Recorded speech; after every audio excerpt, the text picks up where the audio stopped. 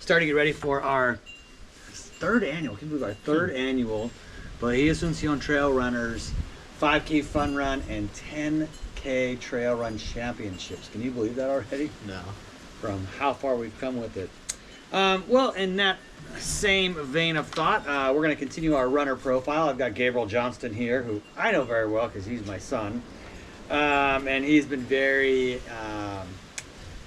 he's carried a lot of the weight of creating this trail race with us. He's done a lot of the trail work. He's given us a lot of ideas. So I want to thank you, first of all, for being such a valued member of the team. And thank you for all that you do for this channel. You do most of the editing. You're teaching me how to edit, so I really appreciate you helping us out with that. Well, Gabriel, can you tell the viewers a little bit about yourself? Where do you go to school? What are some of your hobbies outside of running? I am a 15-year-old. We live here in Bahia Asuncion. I go to the high school here, which is the MSAD Center 1.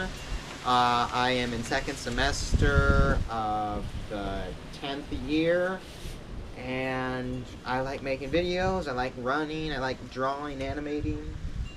Do you have a YouTube channel? Fictional Fanatics. I'll put the photo up on screen. Right on, cool. Tell me a little bit about your channel. I've had a big pivot recently in what I'm doing. My main focus is on my experience with art and creation, storytelling, all that stuff. So that journey and the different aspects of it, whether it's my stuff or how other things connect with me. So more or less that's what I do. And then I also have a channel with my friends where we're making short films and just documenting our lives, more or less. Well, sounds interesting. So if you guys make sure and check it out.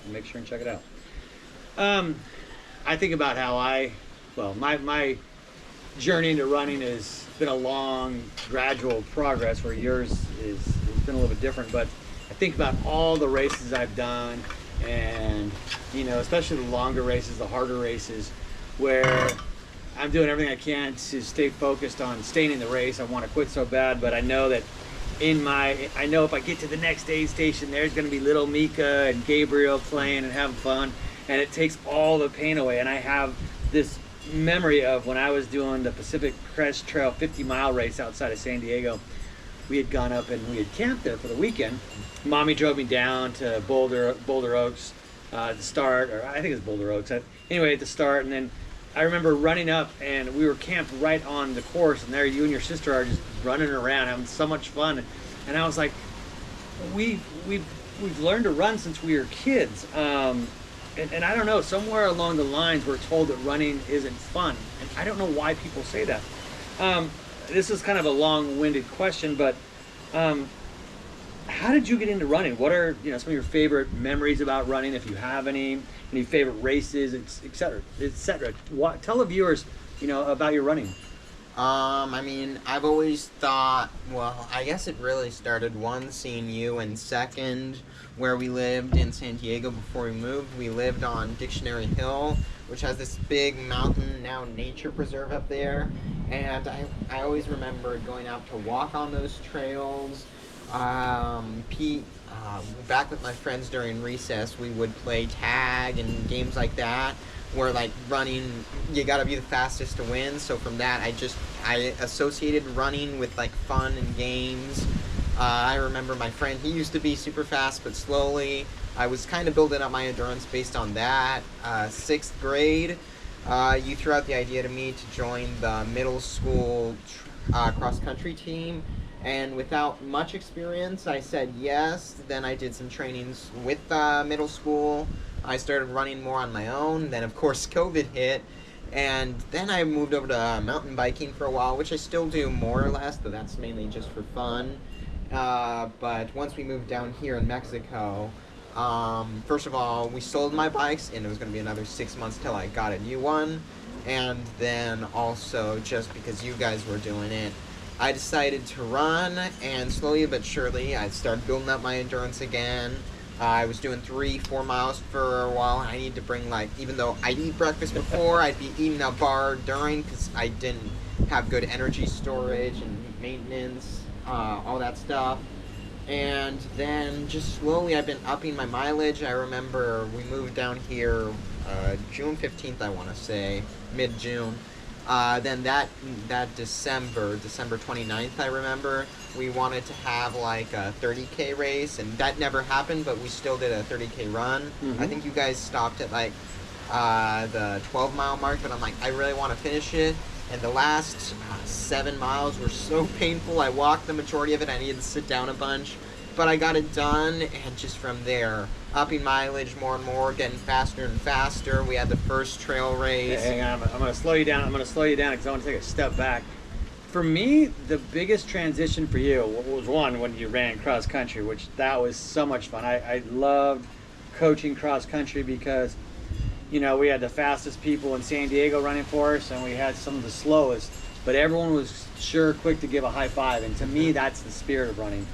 But for me, your big transition into more endurance running was we moved down here, and I decided to do the Goggins 4x4x48 challenge. I forgot about that. And that's where I ran 4 miles. Well, ran, walked, hiked, whatever. I completed 4 miles every 4 hours for 48 hours. And so we have this route that goes from the start of our house up and over Backbone, which is the ridgeline behind us, and we came back.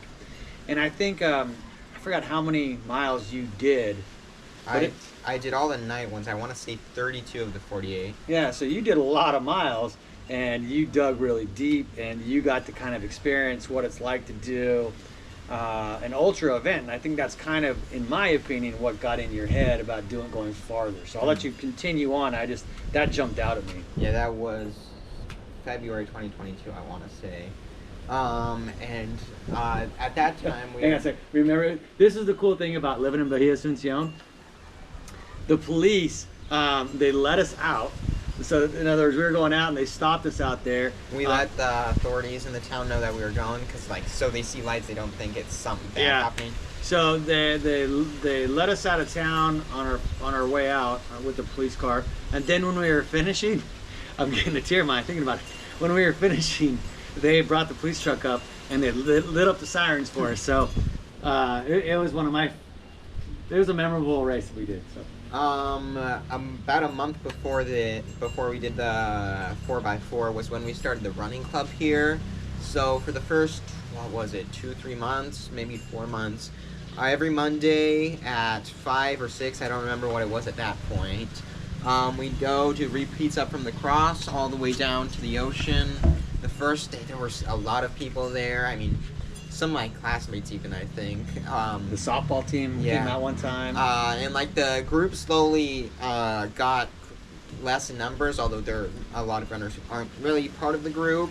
So every Monday we would do that, and I remember after the 4x4, about a month after that, my legs were aching every time. I couldn't do 3 without needing to walk a bunch.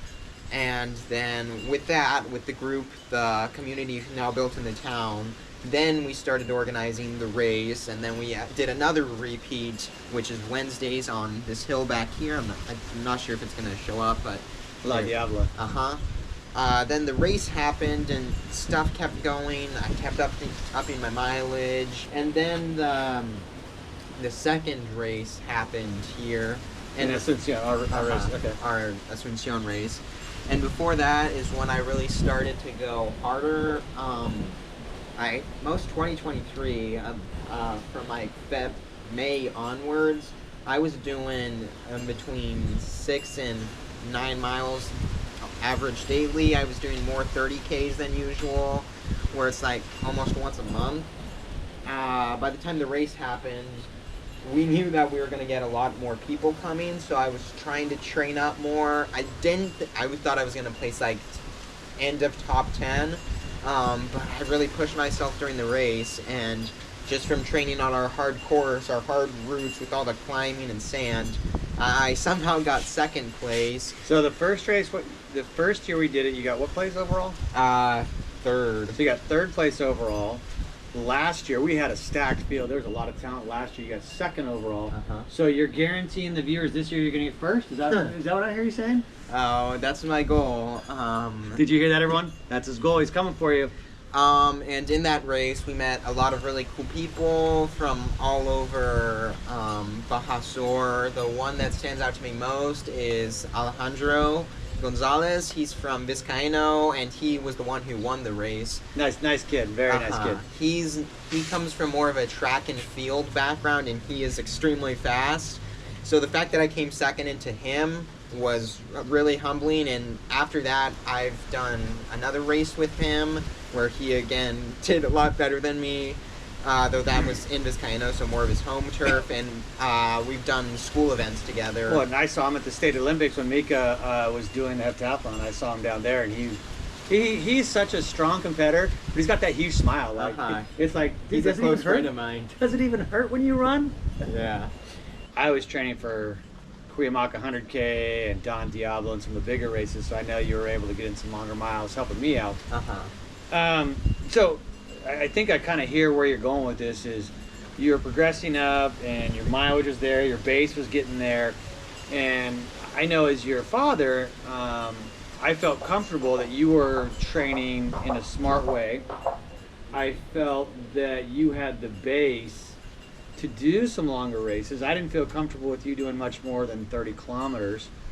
And we reached out to some races, and I was really surprised when we moved to Mexico how many race directors were hesitant. Actually, they weren't hesitant. They said, no, you can't run.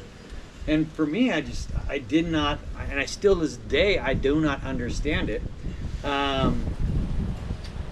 Based on I've done 75 ultra marathons, or the ultras, whatever, however long. And I can tell if someone's put in the distance and the work, and you have. And so I don't understand their reluctance to let you race. Fortunately, we'll kind of fast forward a little bit. Fortunately, this year, I really want to thank the Mexicali Desert Trail Race for giving you the opportunity to run that. I know we did a video on that race, which you deemed as one of the hardest 30Ks in Mexico. Tell me a little bit about your experience about running there. So for that, I started training for that like really around October. At the same time, I was training for municipal and then state level inter-scholar 10K competition. And I don't consider myself that fast a runner. I mean, compared to like really competitive, I'm better at endurance, just putting my head down and going. Whether that means I'm in front of the pack or back of the pack, doesn't matter. I'm just going at my own pace. So I didn't train too much for that. Instead, I really wanted to focus on this 30K, the Mexicali one. So I've had about a month where I was doing a lot. Like 40K bike ride at the start, 20K, 30K on weekend, and then another 10, 15 in the week. And that was really solid training. About the month before, then I really started working on climbing. I did a ton of hill repeats, trying to run up hills. And even then, with all that training I put in, when the time for the race came, it was still difficult. I mean, not impossible, but like it was... That was your first one. It was crazy hard. Challenging, yeah. More than we thought. I laugh because, I got two thoughts on my head right now. One of the things I love about trail running are the runners. I have some great friends. Well, most of my best friends today I've met through trail running. And I think about how Alvaro, who we met at our race, our first one, how I've done Don Diablo with him now down in La Paz, and also my good buddy Cesar Salas. He went to Don Diablo. He met us down there, and then he did this race. And remember what he said? What was he saying about the elevation? He thought we were talking meters, and only 3,800, or I forgot what he said. No, I have it backwards. He thought it was 1,400 feet, yeah, and it was 1,400 meters. Didn't you beat him there? Yeah, I beat him like 2 minutes. And during the race, I was actually worried that like I was a lot harder than I thought. So I wouldn't say I went out too fast, but like From looking at the map, it was one big climb at the beginning, and then there were 2 more after that, but it was that big one to focus on. It wasn't really like that, so my pacing was misguided. More like survival. So like after the first 6 miles, I needed to do a lot of walking in the middle, and I got really worried that one of you guys were gonna catch me. No, not me. And he came in only 2 minutes after me, and I'm like, okay, so let's get this straight. So Caesar's done a number of 100-milers. He's been running forever. He's won. Anyway, he's a seasoned runner and he's fast. You beat him, and you were still denied the ability to run in another 30K that, in my opinion, was easier. So I don't get it. And Gobble Monkey, like he's a big race director or promoter in Mexico, gave you a special award for being the youngest finisher. I don't understand these people, but that's another story. But all right, it was a really good race, and my legs were sore the night after, but I mean, my legs are quick at recovering after all the time and distance I put in. So we made a great video. You guys should check that out, by the way. All right, what else? Let's see here. All right, Gabriel. So I know there's a lot of people in town, in our village, and this probably means other villages too around here, that are saying, "Oh, that your race looks like so much fun." I know that Edith Aguilar, our municipal president, she came out last year and cheered us on. We had live coverage, TV coverage here. It was awesome. It looked like a lot of fun, but I'm afraid to go out there. I'm not a runner. What's your advice to people that are considering doing the Bahia Asuncion 5K fun run and 10K trail championship race? I mean, I think you can do a lot more than you think you can. I mean, don't be stupid. Like, don't do a 30K if you've never run before. But I mean, I recommend at least going out to try something. Like you just walk, right? Yeah, I mean, like if you really want to test your limits, go walk on the beach for however long you can, and then come back. That gives you a baseline, and from there, just train until the day comes and give it your best. I mean, we have water out there, so that's fine. There's food at the end. People cheering you on. Yeah, so you don't need to worry about placing, just to have fun, and that's the most important part. If you want, listen to music or talk with a friend, go do it. Yeah. But it's a social event more than a competition, unless you want it to be a competition. The 10K, those upper ranks, that's a lot more competition, but 5K, even 10K, you can walk it. Yeah. And you can be a social event to have fun and not work too hard, work yourself to death, run yourself to death. Yeah, our main goal is for people to have fun. We like to have the competition on the 10K side because we want to challenge the faster runners. But we also, you know, I give high fives to last year, our good friend Carrie Sanchez from La Paz. I ran her in. She was our final runner. I don't want to say our last runner. She was our final runner. I ran her in, and I gave her the biggest high five. I was just as proud of her as I was, you know, the people that came in first, second, and third. So, you know, it's about just getting out there. If you get out there and do the race, you're a winner. Everyone that finishes the race. And that's a lot of our philosophy in the race. Some people they get upset that we don't have more awards or this and that, and to me, I think anyone that does the race should be celebrated. And that's why we have the raffle. That's why everyone gets food and other things. Last year with the wristband, and we're talking about doing other things this year. Yeah, every year we're trying to get better and better and better. And you know, we tell our team to dream big because we have big dreams. So so cool. I just have a few more questions for you. I really appreciate your time today. I know you do a lot of work giving back to the community. Why do you do so much time by doing trail work and picking up trash on the trails? Why is that important? So I have more variation of what to run. I mean, better trails means, one, it's easier for other people to get out there, but it means I have more that I can do. As I try to up my distance, sometimes I run into the barrier of, oh, I'm doing the same thing over and over because there's not much more I can do. So by leading by example and trying to make the trails cleaner, giving more options, making more trails, it makes it easier for me as a runner because there's more I can do, which makes me happier, which makes me want to run more, and it makes other people happy. Yeah, so. I'll say this: your mom and I, we ran out to Family Mountain today, and that's a trail that we built together, and it's just it's so much more enjoyable. I'm so proud when I run. It's like it's easier to run because I'm like, oh, I worked on this trail. This is cool. This is awesome. So if and it's more comfortable because it's actually a trail and not following loosely a ridge line. All right, this is the question that I know that all the viewers have been waiting for. What's your favorite post-meal run? I know what mine is. But I'm curious what your favorite post-race meal is.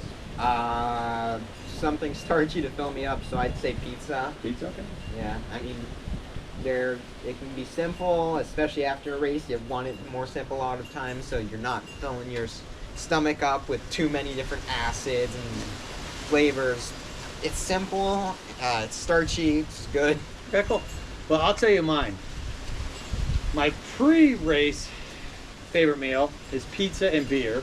And I can't tell you how many 100-mile races or 50-mile races or 100-kilometer races where I eat pizza and drink beer, and everyone's like, how can you do that? I'm like, I don't know. That's what I do before I train. So, but post-race, this is, since we've been living in Mexico, my favorite post-race or post-long run meal is getting some carnitas and chowing down on carnitas and a cold beer. That's me.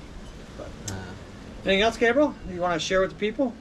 I mean, the main thing with running and my perspective of it, it's not hard for me. Neither is most things I do. You just gotta have that perspective of putting your head down, looking at it as something fun. And there are good days, there are bad days, but with everything, to get better, you gotta put in the hours, you gotta put in the time. So make it fun. I listen to music every day when I run.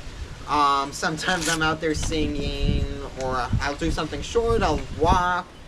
But training, you gotta make it fun, or else you're not gonna do it. And when you make it fun, it's easy. So. And remember, it all begins with the first step. You gotta take that first step, and then that second step. Don't worry about how far you're gonna go. Take one step at a time. Have fun, like you said. If that means grabbing a friend to do it with a friend, if it means going by yourself, taking your dog, whatever. But do it today. Don't wait. Anything else? Nope. All right. Hey, man. Thanks.